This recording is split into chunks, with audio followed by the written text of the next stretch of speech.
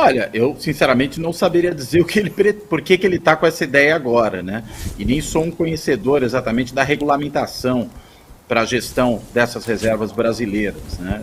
Você mencionou agora, inclusive, que isso já foi praticado antes. Honestamente, não sei, me parece que talvez seja uma questão muito mais de natureza ideológica, ou seja, uma certa crença numa eficácia muito maior e a despeito de qualquer outra coisa de gestores privados do que dessa gestão ficar a cargo dos servidores do próprio Banco Central, porque a gente sabe que também são pessoas altamente qualificadas, né?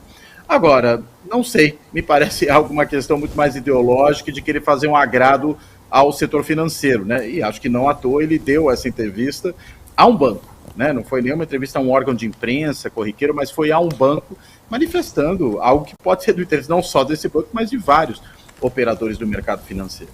Não consigo entender outra explicação disso. A gente percebe só que cada vez mais o Roberto Campos Neto ele dá sinais reiterados de que está ali como um militante teológico, né? E acho que esse tipo de posicionamento tem a ver com isso. Edu, às vezes eu não gosto de me sentir burro sozinho, tá? Vocês aí na audiência me ajudem para eu não me sentir. E o Edu sempre disse que a gente está aqui mesmo para aprender muito sobre economia com ele. Exato. E todo mundo tem que falar sobre economia. Edu, como é que faz para privatizar a reserva? Quando eu ouvi isso, eu falei, gente, como é que dá para privatizar isso? Explica pra gente como é que faz. E acho que muita gente está se perguntando isso também no nosso chat, né? Na verdade, é a privatização da gestão da reserva. Mas vamos explicar que mesmo assim pode ficar ainda um pouco complicado. O que são as reservas internacionais de um país?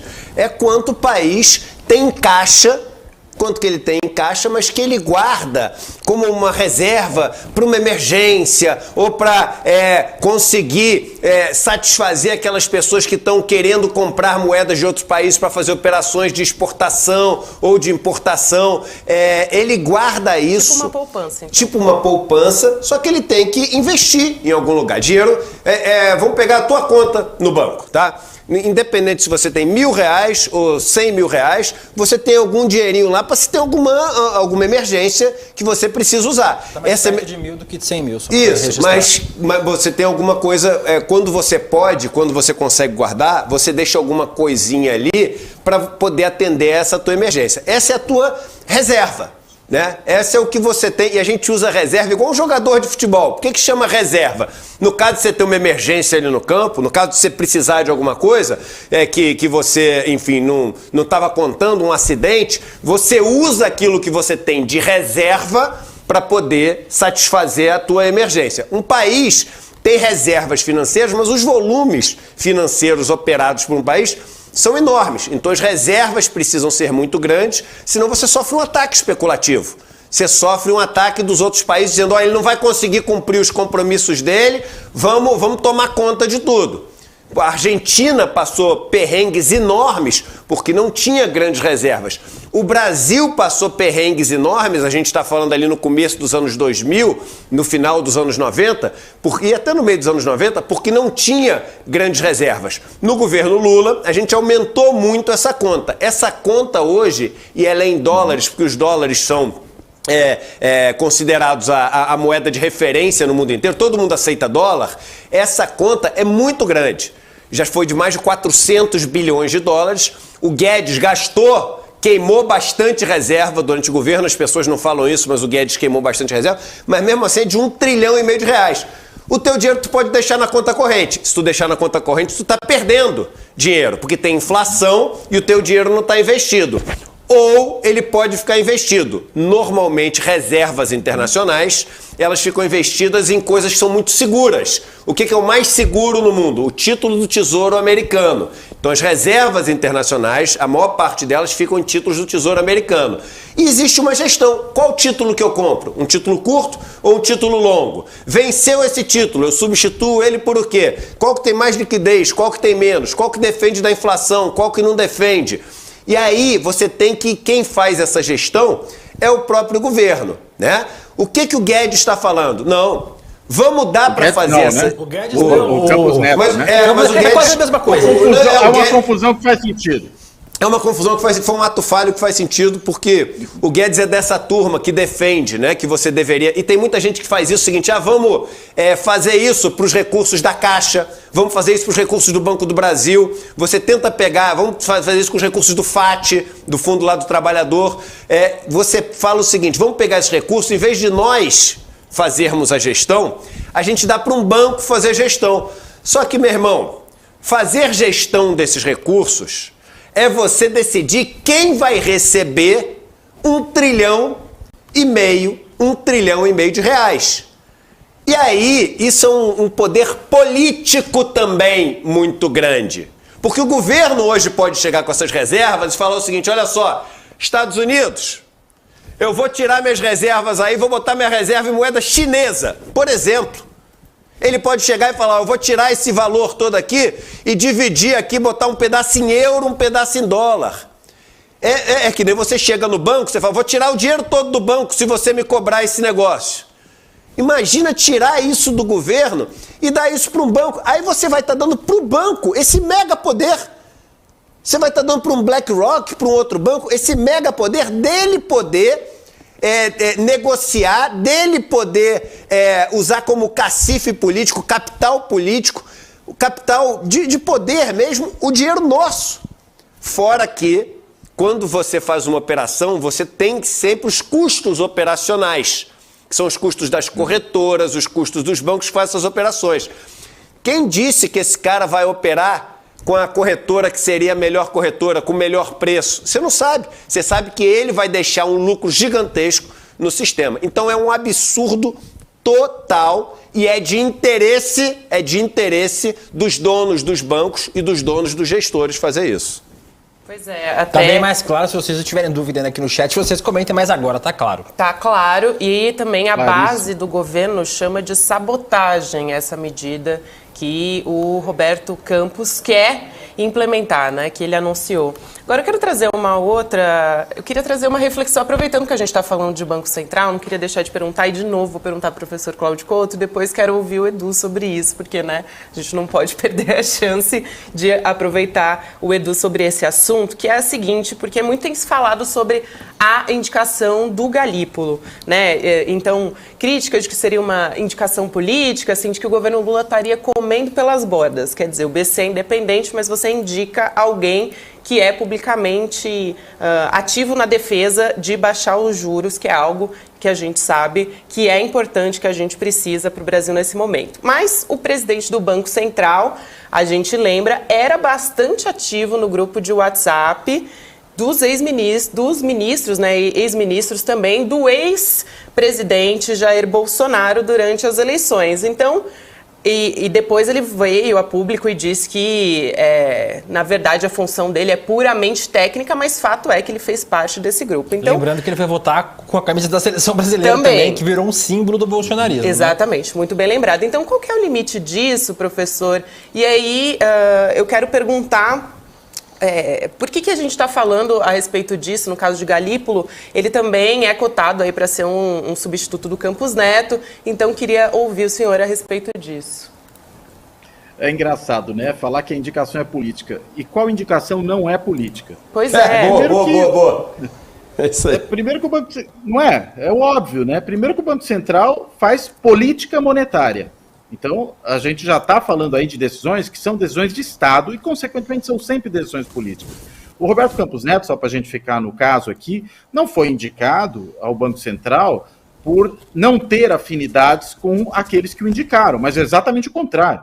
Ele foi indicado por ter afinidades, por pensar de maneira parecida, tanto que o Eduardo fez aí até a confusão do Paulo Guedes com o Roberto Campos Neto, tal é essa afinidade. Então é óbvio que muda o governo, muda a direção econômica do governo, vai mudar também o padrão das indicações que são feitas para o Banco Central. E para qualquer outro órgão público. Todas as indicações feitas no governo são de natureza política, mesmo quando também considerando critérios técnicos.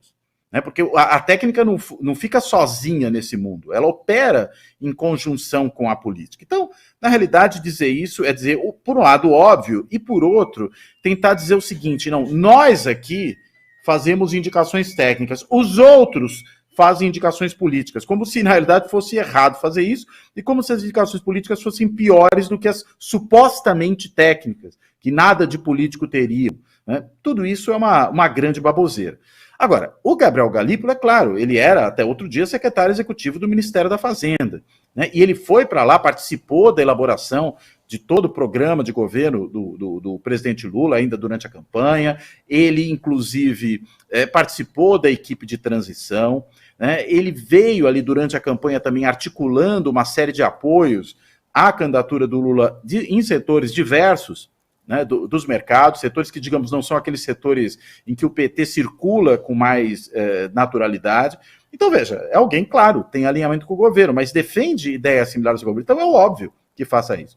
O mais esquisito, na verdade, não é isso. O esquisito é, diante dessa lógica, que é da democracia e que está dentro da maneira como opera o Banco Central, o atual presidente do Banco Central, Roberto Campos Neto, começar a tomar providências, por exemplo, de censura prévia a os diretores que não são alinhados a ele.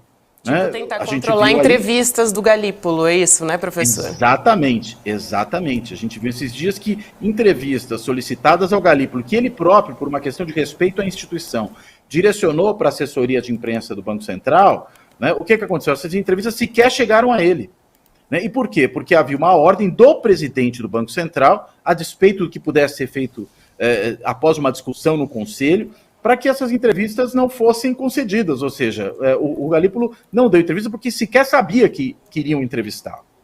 Então, veja, isso aí não é nem politização no sentido positivo, isso é partidarização no pior sentido possível, de facciosismo, né, de querer defender que, na realidade, a sua posição, e não aquela de alguém legitimamente indicado e aprovado para ocupar uma cadeira na diretoria do Banco Central, no board do Banco Central, que essa pessoa possa se manifestar publicamente. Quer dizer, alguns podem, outros não. Os que estão do meu lado se manifestam, os que não estão do meu lado não se manifestam. Ora, isso não faz o menor sentido. Então, o próprio presidente do Banco Central deveria ele mesmo se privar de dar entrevistas como essa que deu aí, dizendo quais são as suas intenções em relação a como gerir as reservas cambiais brasileiras.